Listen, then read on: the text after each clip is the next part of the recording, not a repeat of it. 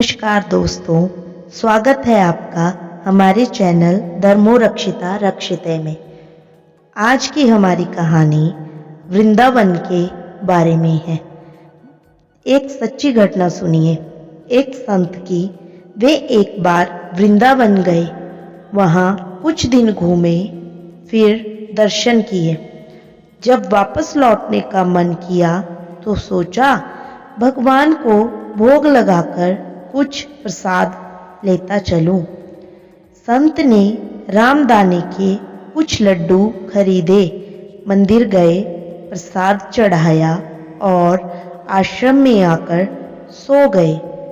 सुबह ट्रेन पकड़नी थी। अगले दिन ट्रेन से चले।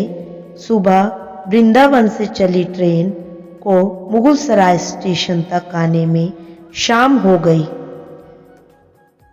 संत ने सोचा अभी पटना तक जाने में 3-4 घंटे और लगेंगे।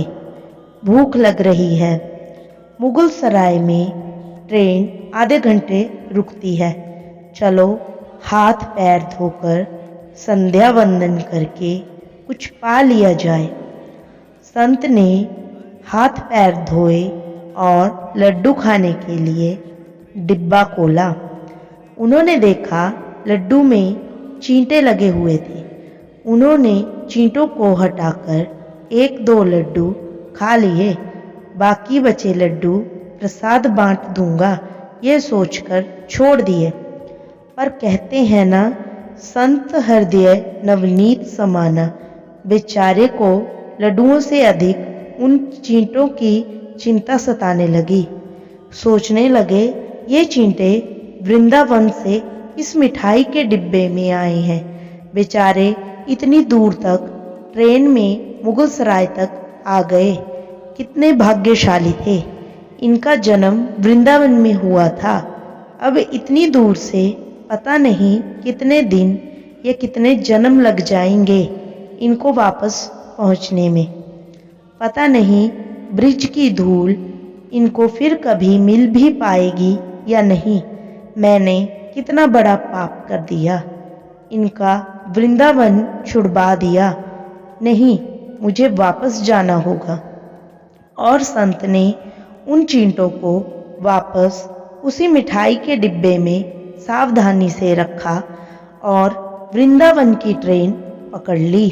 उसी मिठाई की दुकान के पास गए, डिब्बा धरती पर रखा और हाथ जोड़ लिए। मेरे भाग्य में नहीं कि तेरे ब्रिज में रह सकूं, तो मुझे कोई अधिकार भी नहीं कि जिसके भाग्य में ब्रिज की धूल लिखी है उसे दूर कर सकूं। दुकानदार ने देखा तो आया। महाराज, चींटे लग गए तो कोई बात नहीं, आप दूसरी मिठाई तुलवा लो। संत ने कहा भैया, मिठाई में कोई कमी नहीं थी। इन हाथों से पाप होते होते रह गया, उसी का प्रायश्चित कर रहा हूँ। दुकानदार ने जब सारी बात जानी तो उस संत के पैरों के पास बैठ गया, भावुक हो गया। इधर दुकानदार रो रहा था, उधर संत की आंखें गीली हो रही थी। बात भाव की है, बात उस निर्मल मन की है, बात ब्रिज की है, बात मेरे वृंदावन की है, बात मेरे नटवर नागर और उनकी राधा रानी की है, बात मेरे कृष्ण की राजधानी की है। बूझो तो बहुत कुछ है, नहीं तो बस पागलपन है। बस एक कहानी।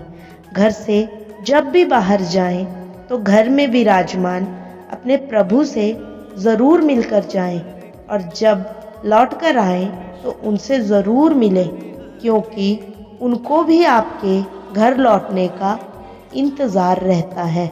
घर में ये नियम बनाएं कि जब भी आप घर से बाहर निकले तो घर में मंदिर के पास 2 घड़ी खड़े रहकर कहें, प्रभु चलिए, आपको साथ में रहना है। ऐसा बोलकर ही घर से निकले, क्योंकि आप भले ही लाखों की घड़ी हाथ में क्यों ना पहने हो, पर समय तो प्रभु के ही हाथ में है ना। दोस्तों, अगर आपको हमारी ये शिक्षाप्रद कहानी पसंद आई हो तो इसे लाइक करें, चैनल को सब्सक्राइब करें, कमेंट बॉक्स में ज़रूर लिखें राधे कृष्ण, राधे राधे।